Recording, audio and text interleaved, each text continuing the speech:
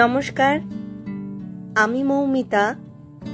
আমার কবিতা পাঠ চ্যানেলে আমার সকল শ্রোতা বন্ধু এবং দর্শক বন্ধুকে আন্তরিক শুভকামনা জানিয়ে আজকের গল্প পাঠ শুরু করছি। আজ আমি আপনাদেরকে পাঠ করে শোনাব সুনীল গঙ্গোপাধ্যায়ের লেখা একখানে অত্যন্ত চমৎকার ছোট গল্প। গল্পের নাম তুমি সুখী। আমার অনুরোধ রইল গল্প পাঠ শোনার জন্য। রোজকারই মতো আমার পুরনো কথাগুলি একবার সংক্ষেপে বলে নিচ্ছি। যদি আমার গল্প পাঠ আপনাদের ভালো লাগে, অনুগ্রহ করে একখানি লাইক করবেন এবং গল্পটিকে আপনাদের প্রিয়জনের সাথে শেয়ার করবেন। আপনারা যারা এখনো আমার কবিতা পাঠ চ্যানেলটি সাবস্ক্রাইব করেননি, তাদের অনুরোধ সাবস্ক্রাইব করে সাথে থাকার। আর আপনারা আপনাদের মূল্যবান মতামত কমেন্ট বক্সে জানিয়ে আমাকে অনুপ্রাণিত এবং সমৃদ্ধ করবেন, এও আমার অনুরোধ। ধন্যবাদ। শুরু করছি আজকের গল্প তুমি সুখী।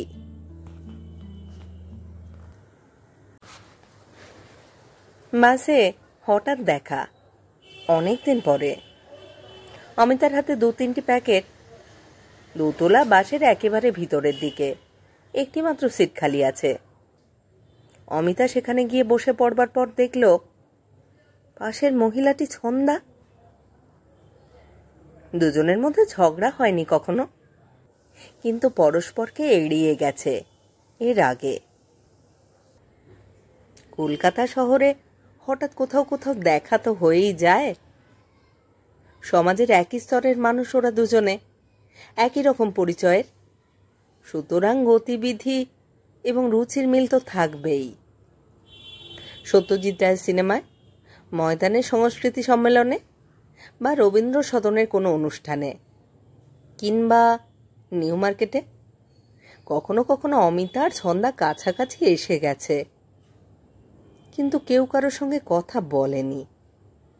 যদিও রাগ করে মুখ ঘুরিয়ে নেওয়া নয়, তবু এমন অন্যমনস্কতার ভান করেছে যেন দেখতেই পায়নি। চোখাচোখি হলে নিশ্চয়ই কথা বলতো, কারণ ওদের দুজনের প্রকাশ্যে ঝগড়া হয়নি কখনো।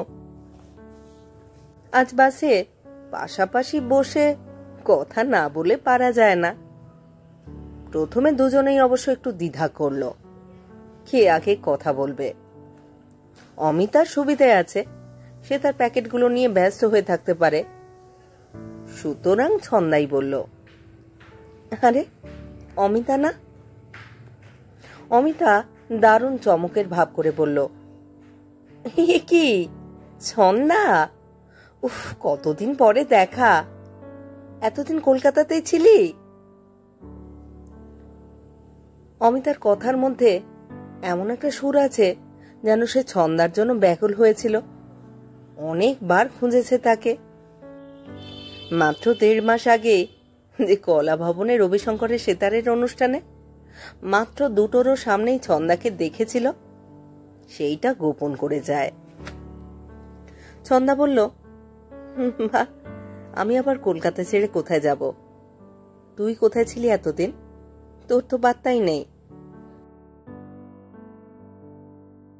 দুজনেই মোটামুটি সুন্দরী, বছর 8 আগে বিয়ে হয়ে গেলেও ওদের মুখে চোখে গিন্নি গিন্নি ছাপ পড়েনি। দুজনেরই স্বামী সুপ্রতিষ্ঠিত, ছিমছাম সংসার। অমিতা তার হাতের প্যাকেটগুলো ঠিক সামলাতে পারছিল না, খসে খসে পড়ে যাচ্ছিল। ছন্দা বলল, দে না, আমি 2-1টা ধরছি। অনেক কেনাকাটা করেছিস তো। ছন্দা টেনে নিল 2টো প্যাকেট। অমিতা বলল, এখানকার লন্ড্রিতে অনেকদিন জামা কাপড় কাচতে দেওয়া ছিল রে, ও রোজই ভুলে যায়, তাই আজ আমি নিয়ে গেলাম সেই 2টো প্যাকেট। আর 2টো হঠাৎ একটা শাড়ি কিনে ফেললাম ঝোঁকের মাথাতেই। তারপর ওর জন্য শার্ট আর প্যান্টের পিস। অবশ্য এই 2টোর কোনো দরকারই ছিল না।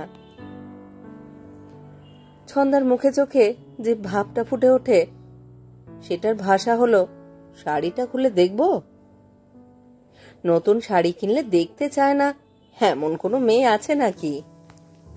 কিন্তু ছন্দা সেই কথাটা মুখ ফুটে বলল না। অমিতাও চাইছিল শাড়িটা ছন্দাকে দেখাতে, কিন্তু ছন্দা নিজের থেকে না বললে সে কি করে দেখাবে? ছন্দা যদি মনে করে সে চাল মারছে। অমিতা তাই বললে, তুই কোথায় যাচ্ছিস সেদিকে? ছন্দা বলল, মেয়েকে স্কুল থেকে আনতে। এই এক চাকরি হয়েছে, রোজ দুপুরবেলা বেরোতে হয়। তোর কটি ছেলে মেয়ে? 2টি। ছেলে এখন স্কুলে যায় না ভাগ্যিস। মেয়ে? মেয়ে কোন স্কুলে পড়ে? বাস নেই? বাস আছে, কিন্তু স্কুলে যাবার তো সময় ওর বাবাই ওকে পৌঁছে দিয়ে যায়, শুধু ফেরার জন্য বাসে তো নেয় না। সত্যি আজকালকার ছেলে মেয়েদের পড়াশোনার যা ঝামেলা। দুইজনেই প্রসঙ্গান্তরে চলে যায়। ট্যাক্সি, ধর্মঘট, বিদ্যুৎ সংকট, রেশনের চাল ইত্যাদি বিষয়ে। অর্থাৎ কেউই ব্যক্তিগত কথায় আসতে চায় না। ছন্দাই তবু একসময় বলে, তোর তোর কটি ছেলে মেয়ে বললি না তো? অমিতা হাসতে হাসতে বলল, আমার ভাই ওইসব ঝঞ্ঝাট এখনো নেই। এটা বুঝতে অসুবিধা হয় না যে অমিতার মুখের হাসিটা জোর করে ফোটানো। যে নারী সন্তান আছে সেই তার ছেলে মেয়ের ঝঞ্ঝাট নিয়ে অনুযোগ করতে পারে, সন্তানহীনার পক্ষে অনুযোগ মানায়নি। ছন্দা এটা বুঝতে পেরেও খোঁচা মারবার জন্যই আবার জিজ্ঞেস করল, তোর একটিও হয়নি এখনো? অমিতা অন্যদিকে মুখ ফিরিয়ে বলল, না। ছন্দা এবার তাকে বেশ নকল সান্ত্বনা দিয়ে বলল, তাহলে তো তুই বেশ ভালোই আছিস, ইচ্ছে মতন যেখানে সেখানে ঘুরে বেড়াতে পারিস। আমার তো মেয়ের স্কুলের সঙ্গে জীবনটা বাঁধা। ছেলেকে এই সময় কোথায় রেখে আসিস? বাড়িতে একটি ঝি আছে রে, খুব বিশ্বাসী। এরপর কথা ফুরিয়ে যায়। দুজনেই একটুক্ষণ চুপ করে থাকে। দুজনেই কিছু একটা ভাবছে, কিংবা হয়তো একই কথা ভাবছে। এই সময় কন্ডাক্টরটা টিকিট কাটতে আসে। দুইজনেই অতি দ্রুত পয়সা বার করতে যায়। অমিতা এপাশের দিকে বসেছে বলেই সে আগে ভাগে একটা নোট বাড়িয়ে দেয়, বলে, 2টো। এই ছন্দা, তুই কোথায় যাবি? ছন্দা বলে, না না, আমি টিকিট কাটছি। আরে না, আমি তো দিয়ে দিয়েছি। এই তো আমি দিচ্ছি, এই যে দাদা শুনুন না। অমিতা এবার বেশ জোর দিয়ে কন্ডাক্টরকে বলে, না না, ওর কাছ থেকে আপনি পয়সা নেবেন না, আপনি 2টো কাটুন তো। কন্ডাক্টর টিকিট ও পয়সা দিয়ে চলে যাবার পর অমিতা একটু ক্ষুণ্ণভাবে বলে, তুই ওই রকম করছিলি কেন রে? আমি একদিনও তোর টিকিটটা কাটতে পারি না? ছন্দা বলল, না, সেজন্য নয়, তুই টাকা ভাঙাচ্ছিলি, আর আমার কাছে এক গাদা খুচরো রয়েছে কিনা। থাক থাক, খুচরো অনেক সময় খুব কাজে লাগে। ছন্দা তার ব্যাগে পয়সাগুলো ভরল। অমিতা বলল, তোর মনে আছে কলেজে যাবার সময় তুই প্রায় দিনই আমার টিকিট কাটতিস, আমাকে তো চান্সই দিতিস না। ছন্দা কোনো কথা না বলে অমিতার দিকে তাকালো। একটু আড়ষ্ট হয়ে গেল অমিতা। সে ভুল করেছে, পুরনো দিনের কথা তুলে ফেলেছে। এখনো কি রাগ পুষে রেখেছে ছন্দা? ছন্দা বলল, মাত্র 9 বছর আগেই তো কলেজে পড়তাম দেখ, অথচ মনে হয় যেন সেই কতকাল আগেকার কথা। তোর টিকে বিকে মনে আছে যিনি আমাদের ফিলোজফি পড়াতেন? অমিতা বলল, হ্যাঁ হ্যাঁ, তরুণ কান্তি ব্যানার্জি তো, খুব ভালো করে মনে আছে, দারুণ হ্যান্ডসাম ছিলেন। জানিস, তিনি এখন আমাদের এই বাড়ির অন্য একটা ফ্ল্যাটে থাকেন। খুব ভাব হয়ে গেছে আমাদের সঙ্গে। চেহারাটাও সেই রকমই আছে। প্রায়। একটু বয়স হয়েছে, তাও বেশ ডিগনিটি আছে। এক সময় আমরা কিরকম পাগল হয়েছিলাম ওর জন্য। উনি একটু ডেকে কথা বললেও ধন্য হয়ে যেতাম বল। আমরা মানে কি? তুই তো একাই পাগল হয়েছিলি। তুই তো কতজনকে দেখেই পাগল হতিস। ছন্দা আর একটা খোঁচা মারল অমিতাকে। অমিতা বিনা প্রতিবাদে হজম করে গেল। ছন্দাকে সে উল্টে কিছু বলার সুযোগ পাচ্ছে না। তাছাড়া ছন্দার যেন একটা খোঁচা দেবার অধিকারী আছে, সেই রকমই তার মুখের ভাব। অমিতা মুখটা অন্যদিকে ফিরিয়ে একটু হাসে। সেই হাসিতে দুঃখ কিংবা অবজ্ঞা ঠিক যে কোনটা মিশে আছে তা বলা যায় না। এরা দুজনে আগে একই পাড়ায় থাকতো, একই কলেজে পড়তো। কি দারুণ ভাব ছিল ওদের। আজ ওরা কি কথা বলবে এখন খুঁজে পাচ্ছে না। একটি মাত্র ঘটনায় সবকিছু বদলে গেছে।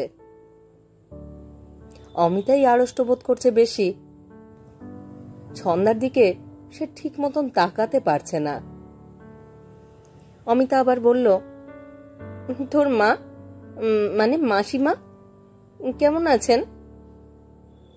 ছন্দা খুব সংক্ষিপ্তভাবে বলল, মা তো মারা গেছেন। তাই নাকি?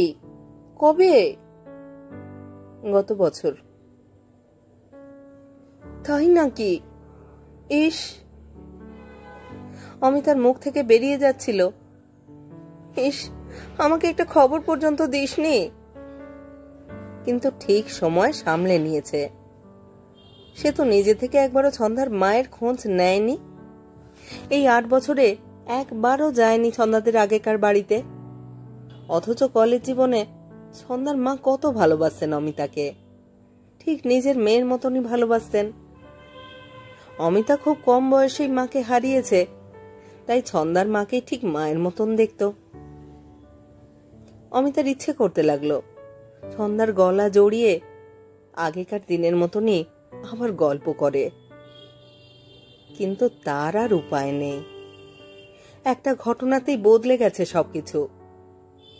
তখন কলেজে ছিল, এত সবকিছু খেয়াল ছিল না। ছন্দা জিজ্ঞেস করলো, তারপর তোর ছোট বোন শিলু? শিলু কেমন আছে? ভালো। কোথায় থাকে এখন? ও তো বিয়ের পর জাপানে চলে গেল। গত বছরে একবার বেড়াতে এসেছিল, জানিস, তোর খোঁজও করেছিল। আমি ভাবলাম তোরা তখন কলকাতায় আছিস কিনা। ভাবা ভাবির তো দরকার ছিল না। ছন্দার বাড়ি তো খুব ভালোই চেনে অমিতা, একবার সেইখানে গিয়ে খোঁজ করলেই পারত। কিন্তু সেখানে যাবার মুখ নেই অমিতার। নিশ্চয়ই সে তার বোন শিলুকে আজে বাজে কথা বলে ভুলিয়েছে। এইরকম ভাবে দুজনেই নিরাসক্ত ভাবে ওর খবর জিজ্ঞেস করলো, কিন্তু কেউ ভুলেও একবারও কারো স্বামীর কথা উচ্চারণ করলো না। অথচ সেটাই ছিল সবচেয়ে স্বাভাবিক। ছন্দার মেয়ে স্কুলে এসে গেছে, তাকে এবার নামতে হবে। সে উঠে দাঁড়ালো। হঠাৎ অপ্রাসঙ্গিকভাবে জিজ্ঞেস করলো, অমিতা, তুই ভালো আছিস তো? একটু চমকে উঠল অমিতা। তারপর বেশ জোর দিয়েই বলল, হ্যাঁ, ভালোই আছি। ভালো থাকবো না কেন? ছন্দা বলল, আমি সবসময় তোর ভালোই চাই। তুই কি বিশ্বাস করবি? ওসব পুরনো কথার মনে রেখে লাভ নেই। আমারও আর মনে পড়ে না। আমি চাই তোরা ভালো থাকিস। তুই তুই কেমন আছিস? আমিও ভালো আছি। সত্যি রে, ওসব পুরনো কথার মনে রেখে লাভ নেই। এখন জীবন অন্যরকম হয়ে গেছে। চলি অমিতা, এবারে তো আমাকে নামতে হবে। তুই তোর ছেলে মেয়েদের নিয়ে আয় না একদিন আমাদের বাড়িতে। আমাদের বাড়িতে তো বাচ্চা টাচ্চা নেই, ওরা এলে ভালো লাগবে। আচ্ছা বেশ, আসবো এখন। বাস থামলো, নেমে গেল ছন্দা। কিন্তু নিচে নেমে আর তাকালো না অমিতার দিকে। হাঁটতে লাগলো মন্থর পায়ে, মুখখানা চিন্তা ক্লিষ্ট। অমিতাকে আরো কিছু দূরে যেতে হবে। সে বেশ ভালোই বুঝতে পেরেছে যে ছন্দা তার ছেলে মেয়েকে নিয়ে কোনো দিনই আসবে না তার বাড়িতে। ও একটা কথার কথা বলে গেল। ছন্দার ছেলে মেয়েকে অমিতা তো এখনো দেখেইনি। ইচ্ছে করলে কি আজই দেখে যেতে পারতো না? ছন্দার সঙ্গে সে কি নামতে পারতো না ওর মেয়ের স্কুলে? তার তো হাতে কোনো বিশেষ কাজ নেই। এক সময় ছন্দার সঙ্গে সে ঘন্টার পর ঘন্টা আড্ডা দিয়ে কাটিয়েছে। আজ ছন্দা বাস থেকে নেমে একবারও ফিরেও তাকালো না। ছন্দা যদি একবার ডাকতো তাহলে অমিতা ঠিকই নেমে পড়তো ওর সঙ্গে। কিন্তু আর কোনো দিন ছন্দা ওকে ডাকবে না। অমিতাও সত্যি চায় না ছন্দা কোনো দিন তার বাড়িতে আসুক। যদি তাপসের সঙ্গে দেখা হয়ে যায়।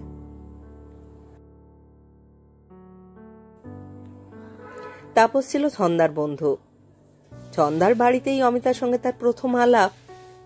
লম্বা চওড়া সুপুরুষ, সদ্য ইঞ্জিনিয়ারিং পাশ করেছে, খুবই প্রাণবন্ত ছেলে।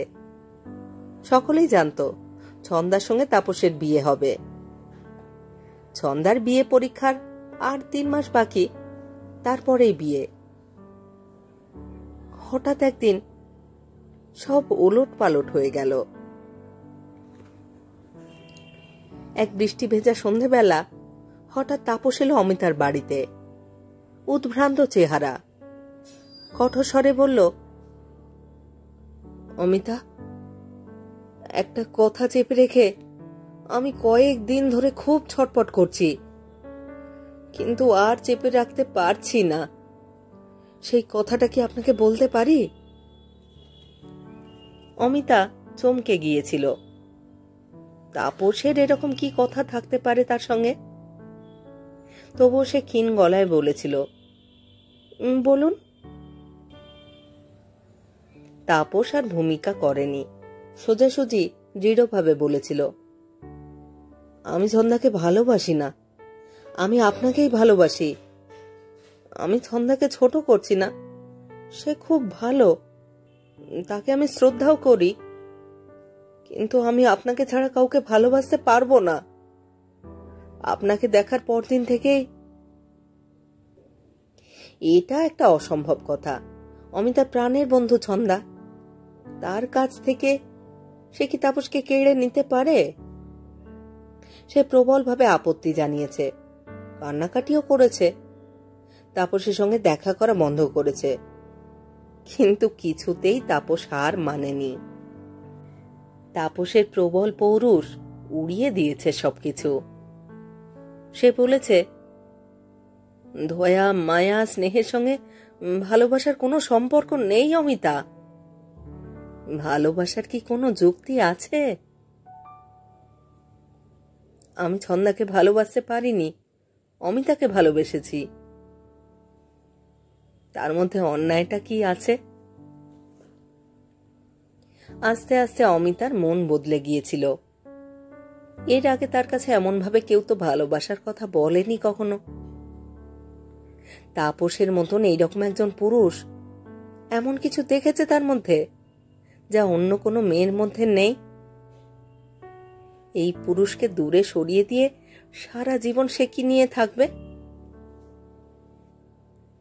অমিতা 7 দিনের মধ্যেই বিয়ে করে ফেলল তাপসকে। তার যুক্তি ছিল, সে তো তাপসকে একটু প্রলুব্ধ করেনি, তাপস নিজে থেকেই এসেছে তার কাছে। অমিতা বাস থেকে নেমে একসময় পৌঁছে গেল নিজের বাড়িতে। তালা খুলতে গিয়ে হঠাৎ তার চোখে জল এসে গেল। প্রত্যেকদিন বাড়িতে ঢোকার সময় তার এইরকমই হয়। ছন্দা কোনোদিন এই বাড়িতে আসুক কিংবা তাপসকে দেখুক, তা সে চায় না। ছন্দা যেন জানতে না পারে তাপস আসলে কি। তার ভালোবাসা 1 মাস 17 দিন পরেই শেষ হয়ে যায়। কোনো মেয়েকে সে বেশি দিন ভালোবাসতে পারে না। ছন্দার কথা সে কোনো দিনও আর উচ্চারণ করেনি, কিন্তু আরো অসংখ্য মেয়ের সঙ্গে সে জড়িয়ে পড়েছে, কোনোটা কেলেঙ্কারি পর্যন্ত গড়িয়েছে। সে তার নিজের স্ত্রীকে একটা সন্তান পর্যন্ত দিতে পারেনি। বাড়ির প্রতি তার কোনো আকর্ষণই নেই। মদ খেয়ে আর জুয়া খেলে সব টাকা উড়িয়ে দেয়। অমিতা তালা খুলে ভিতরে ঢুকল। ছন্দা আজ তাকে অনেকবার খোঁচা মেরেছে। অমিতা ইচ্ছে করে তার উত্তর দেয়নি, কারণ সবচেয়ে বড় আঘাতটা তো সেই দিয়ে রেখেছে ছন্দাকে। ছন্দা কোনো দিনই জানতে পারবে না তাপসের আসল স্বরূপ। সে ভাবত তাপসকে বিয়ে করে অমিতা খুব সুখে আছে, আর এই ভেবে সে সারা জীবন দুঃখ পাবে।